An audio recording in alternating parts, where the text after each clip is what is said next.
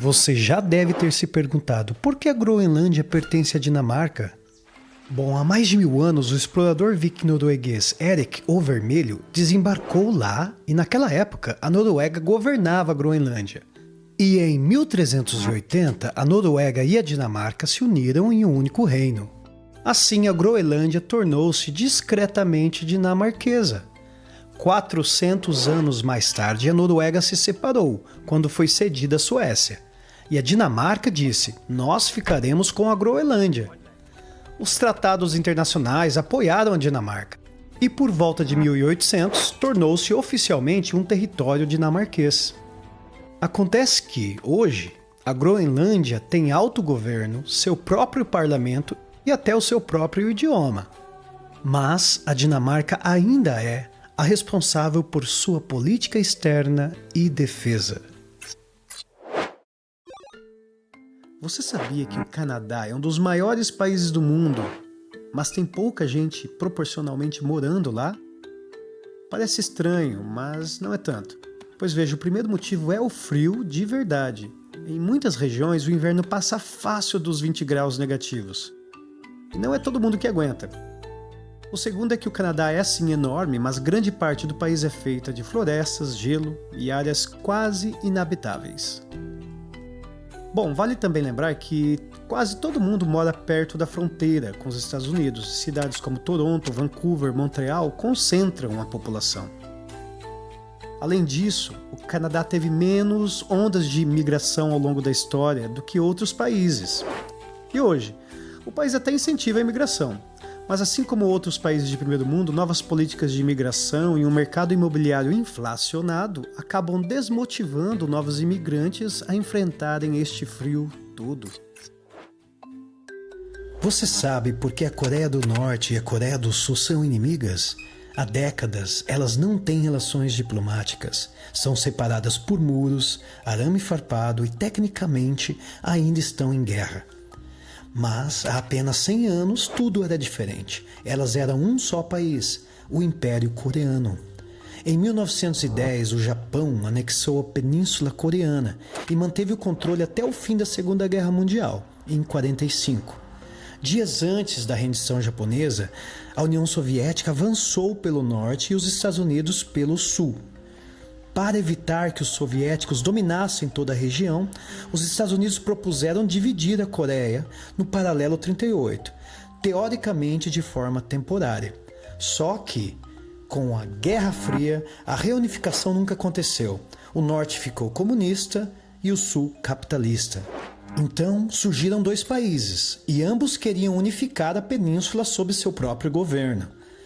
Em 1950, a Coreia do Norte inicia a guerra, quase tomando todo o sul. A Coreia do Sul pede ajuda e os Estados Unidos, liderando forças da ONU, empurram o norte quase até a fronteira com a China. A China reage e envia cerca de 2 milhões de voluntários. A União Soviética fornece armas. A linha de frente volta para perto do paralelo 38 e em 1953 é assinado um armistício. Mas, até hoje, nunca houve um tratado de paz. Por isso, tecnicamente, as duas Coreias ainda estão em guerra. Aqui vão alguns fatos interessantes sobre as Guianas. E não é tudo a mesma coisa. No norte do continente sul-americano, existe uma região chamada Guianas, formada por territórios com histórias bem diferentes. A Guiana foi colônia inglesa, fala inglês e hoje é o único país da América do Sul com esse idioma oficial. Best price right here. How much for this one? $200. O Suriname, antiga Guiana holandesa, fala neerlandês e é um dos países mais multiculturais do continente.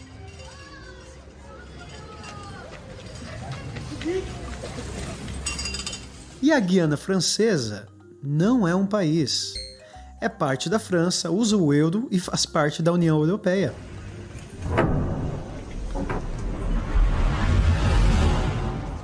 Mas tem mais. A Guiana Portuguesa também existiu. O atual estado brasileiro do Amapá foi chamado de Guiana Portuguesa entre 1809 e 1817. E era, até meados do século XX, conhecida também como Guiana Brasileira. Em 941 d.C., mais de 1000 navios cercaram Constantinopla.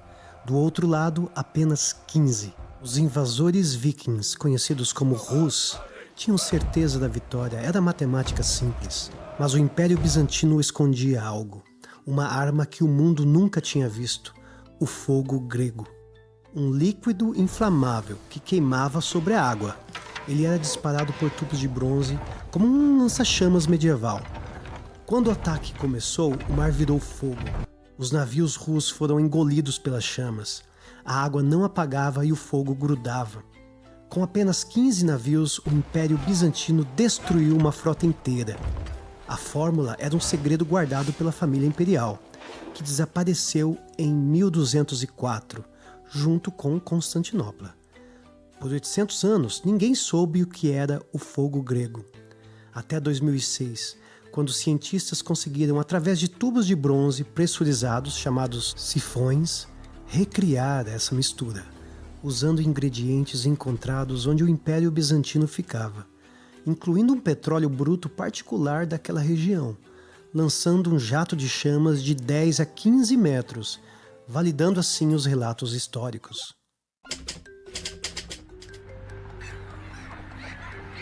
Uma ilha bem pequena, que nem capital tem, já foi um dos países mais ricos do mundo por um motivo, no mínimo, inusitado.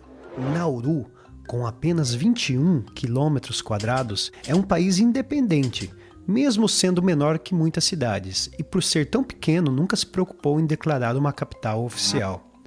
Os escritórios do governo estão espalhados pelos 14 distritos, principalmente Yaren. E sim, nas décadas de 70 e 80, Nauru era um dos países mais ricos do mundo per capita por causa das fezes de pássaros, ricas em fosfato, que era extraído desses depósitos a céu aberto para serem utilizados na fabricação de fertilizantes. E assim o dinheiro jorrava: saúde, educação gratuita, lazer, carros de luxo em uma ilha minúscula. Porém, o fosfato acabou e a economia de Nauru depende hoje de grande ajuda externa, principalmente da Austrália. Existe um país no coração da Ásia, bem perto dos Himalaias, que não mede o sucesso pelo dinheiro, mas pela felicidade. Este país é o Reino do Butão, que monitora a felicidade interna bruta, com foco no bem-estar, sustentabilidade, cultura e saúde mental. E eles estão indo ainda mais longe, pois estão construindo uma cidade da plenitude, ou da mente plena, projetada em torno da meditação, sustentabilidade e do bem-estar humano. Não é surpresa que eles sejam carbono negativo, pois absorvem mais carbono do que produzem, com florestas cobrindo mais de 70% do país. Sua capital não usa semáforos, as pessoas preferem policiais de trânsito humanos a máquinas. E esta é uma imagem real do mosteiro Ninho do Tigre, que fica a quase 900 metros de um penhasco. E até mesmo os edifícios modernos devem seguir as leis da arquitetura tradicional, preservando sua cultura.